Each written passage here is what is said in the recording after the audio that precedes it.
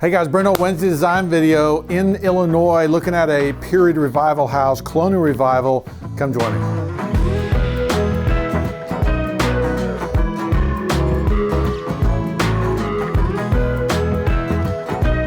Okay, so this is the house, this is the plan, and kind of here's my idea over top of it. And essentially what's happening is I'm making some very subtle changes, some very subtle tweaks to this thing, and I'm kind of going to walk you through them. Basically, this is the house now. Now, one of the things you'll notice, maybe you won't notice it, but we'll talk about it, is the gutters. What you have here, okay, well, let me just show you this. So this is the house. Here's an historic picture of the house. And then here is a little bit newer. So this is the oldest picture. This probably dates to, right after it was built, maybe in the 30s. This house was built in the 20s. And then this picture takes us to probably 1940 or something. Some of the things you'll notice here is that we've got a wood railing over here. There's an iron railing here. There's shutters on the window. I'm going to talk about the gutters, but there is an inline gutter system, and we'll talk about that. Look at these shutters too. They've painted them white here. They are painted a dark color. They don't show up as well as that older picture. A cute little detail. I'm going to show you those. Still that inline gutter. They painted the ironwork white, which I like. This railing is white over here as well. I think this house really pops. And so now the homeowners asked me kind of, how do we fix this? How do we do this? They're doing an addition over this existing area here. They're putting this in, and then they're adding on this kind of master suite area. Now, the problem that they're having is it just isn't quite timeless. She's just kind of looking at it going, and not really sure exactly what's wrong with it. She said, maybe we should have some dormers. I don't think we should. And so they've done these additions. This is staying pretty much original as it's showing. And so we're not really doing much to the front of it. But what I'm doing is in order for this thing to be timeless, in order for us to drive by and go, oh yeah, there's a great old house, there's a bunch of subtle little changes. Now, the gutters is one of them. What's happened here is that today, to put gutters on, most of our clients want copper gutters because they're long lasting. Historically, they didn't really do that very much. I don't find that there's a lot of historic gutters out there. Galvanized was very common.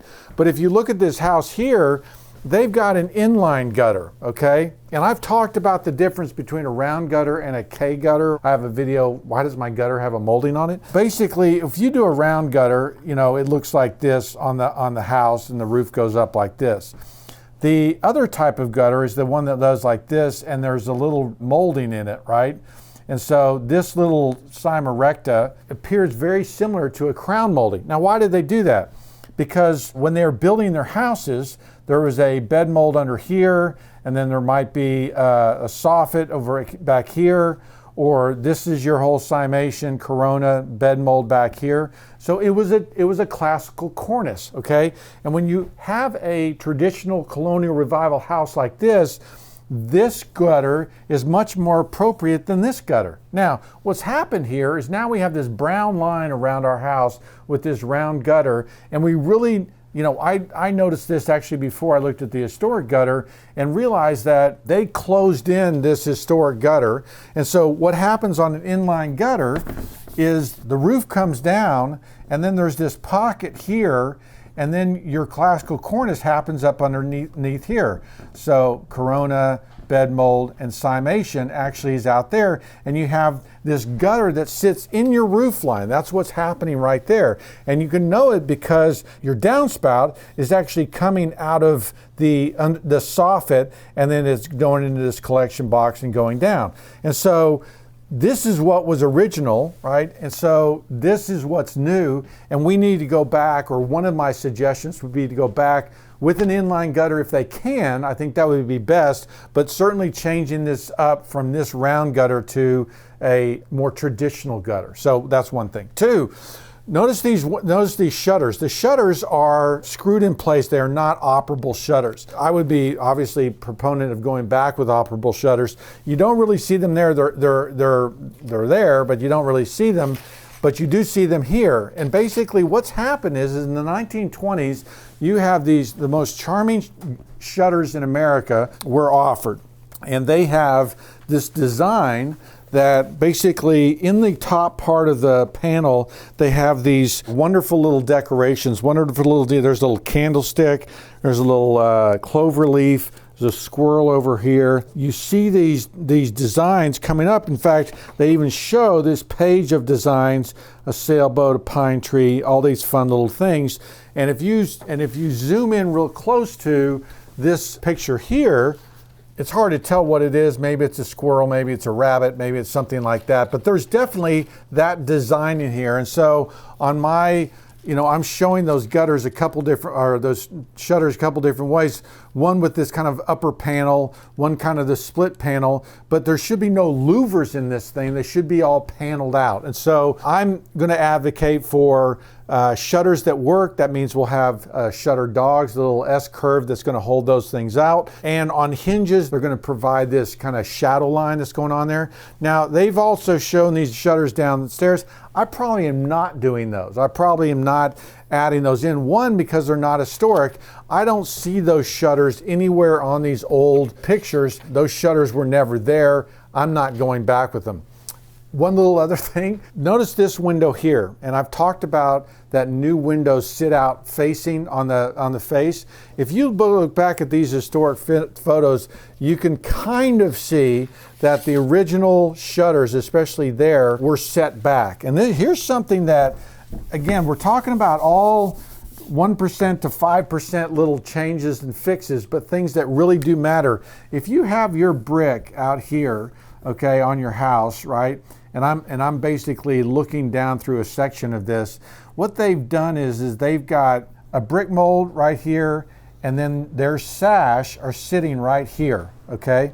And so the dimension from the outside of the brick to the window is maybe 2 inches, okay? This area here is maybe 2.5 inches, okay? On a historic deal, basically if I've got my brick mold, right? But now I've got a jamb that sits here, and then my sash will sit back here because that historic photo actually shows a screen sitting in this area and some kind of thing. So my sash now is back from the face of from the brick, 4 to 5 inches, okay? Now, you might think that doesn't really matter, but it's all these little subtle things, just like the shutter sitting off the face of the house, just like these windows, when they're stuck out face like that, it's a newer thing that they've started doing, I think, to manage water, but also to manage cost. They don't have to have as big a frame, and it's a much easier window to build. But this house has a mixture of casements and double hungs. I mean, if you look at this historic photo, that's a casement, these are casements, these are kind of French doors down here, but it's not all double hungs. You do notice that they're all 6/1, which is a great historic feature, and we're going back with that. But so I'm going to keep these casements. I'm going to keep this a casement, but I'm going to have a mix here.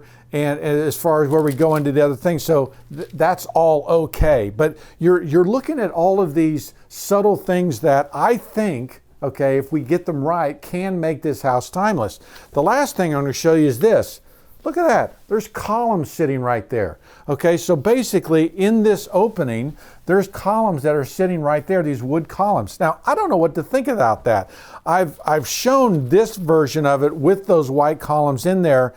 I kind of like it. I think it adds some architectural integrity and oomph to this thing. I think it's a little bit better than this one. And so I would be proposing that we go back with those columns and putting them in here. You see that in classical buildings. I think it's a tipping of our hand to that's a more historic thing, but that's kind of one of those quirky little details that isn't common, okay? But it adds this little level of charm and a level of interest that make this house better. Because one of the problems with this is it's a little bit boring. It's a little bit yawn, and because everything's kind of matchy-matchy. What I'm trying to do here is I am going to keep the original feature here, right? I'm going to keep that as much as I can. I'm going to keep that cornice and eave detail right here. I'm actually even going to keep that woodwork there, and I'm implying it here, right? I'm showing that woodwork's there, and then I'm putting siding over top of that. I'm not putting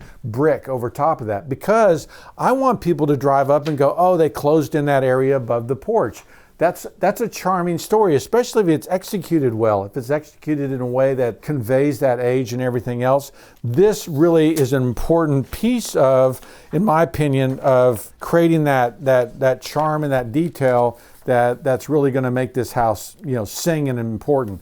Over here, because we've got these French doors this way, I don't want to do this new home French door deal. That's the way we treat a new house. And so what I'm going back with is I'm going back with a door that tips our hand to these ones over here, and I'm putting a window on either side. There is no precedent in the 1920s to do kind of this wall of French doors. I know people like the light, but it's just not old house. And so I want to fix that. These windows are okay. I don't love that dormer for this house. And so I'm going to go with a grouping of 3 windows with a shed dormer over top of that. And that really kind of builds some centering here on this little addition. I do have brick going across here. So now I've got a real mix of details and pieces going together. I'm not matchy-matchy. I've got this siding over top of this. I've grouped these windows. I've played around with that arrangement of doors. All subtle little things that I think make this house better. I think make it more interesting and more historic, more timeless. Notice what I've done here though, guys. Notice that all of the little changes that I'm talking about are subtle because this homeowner, I believe, wants a timeless house. How do you capture that? How do you do that? You have to strip away those elements that are new housey, okay? And that group of French doors is kind of one of those classic things. You have to reintroduce some of those charming things that maybe have a little bit of questionable to them, right? Just the columns inside here, well, I don't see that very much. I'm wondering about that. Trust me, those are the things that kind of add the charm, add the detail, and you can't take away elements that were originally there. This is a really an important element. And if you look at, historic buildings and historic buildings of this era, this arrangement of this kind of side porch with the balcony above is classic. It's timeless. It's forever. I see hundreds of them, okay? It's a very common form. And so, getting rid of that and getting rid of that eave and all that detail, that's something that you are, why? Let's get away from the old house feel. No, this to enclose over top of this with siding is something that's going to give this house this timeless appeal that I think they really want. So what have we done here? Gutters, small change. Shutters, working shutters, small change. The way we do that addition over the side, small change. The way we organize the windows on the other side, small change, right? All of these little things that 2 to 3 to 5% in each one, we do all of them together, and I believe this house then becomes timeless, becomes really special.